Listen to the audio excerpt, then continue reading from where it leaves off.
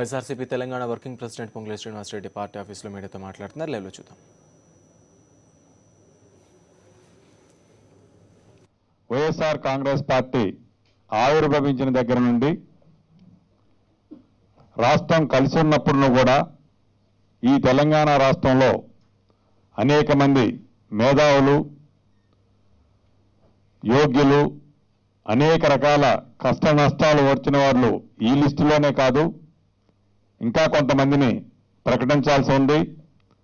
వీరితో పాటుగా అతి కొద్ది రోజుల్లో పార్టీ కోసం ఆహర్నిశలో కష్టపడ్డ ప్రతి ఒక్కరికి ప్రాధాన్యత ఇచ్చి వారికి పార్టీలో తప్పకుండా సముచితమైన స్థానం కల్పించడం జరుగుద్దని, రాబోయే రోజుల్లో ఏదైతే ఈనాడు తెలంగాణ రాష్ట్రం ఏర్పడ్డది, మా బతుకులు బాగుపడతాయి అని తెలంగాణ ప్రజల కన్న కలలు నెరవేరటం లేదో, రాజన్న రాజ్యం లాంటి రాజ్యమే కావాలని యావత్ తెలంగాణ ప్రజలు కోరుకుంటున్నారో, తెలంగాణ ప్రజల కోరిక ప్రకారం తెలంగాణ రాష్ట్రంలో కూడా వైఎస్ఆర్ కాంగ్రెస్ పార్టీని మరింత బలోపేతం చేసే దాంట్లో ఈ కమిటీతో పాటుగా అతి కొద్ది రోజుల్లో మరొక కమిటీని కూడా ఇంకా పెంచడం జరుగుద్ది.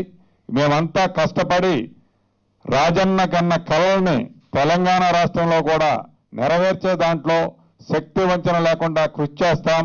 తప్పకుండా ప్రతి పేదవాడి ముఖంలో చిరునవ్వు చూడాలి అని మహానేత దివంగత నేత రాజశేఖర్ రెడ్డి గారు ఏది కోరుకున్నారో అది నెరవేర్చే దాంట్లో మా సాయశక్తిలా కృషి చేస్తామని తెలియజేసుకుంటూ, మిగిలిన యోగ్యులైన ప్రతి ఒక్కళ్ళకి కూడా రాబోయే రోజుల్లో స్థానం కల్పించడం జరుగుద్ది. మొత్తం 52 మందితో ఈరోజు మొదటి కమిటీని అనౌన్స్ చేయడం జరుగుతుంది. అతి కొద్ది రోజుల్లో మిగతా సభ్యుల్ని కూడా మిగతా కమిటీలు కూడా ఫుల్ఫిల్ చేయడం జరుగుద్ది. కాపీలు ఇవ్వండి అన్న. అన్ని ఆల్రెడీ కమిటీలు ఉన్నాయి అక్కడ.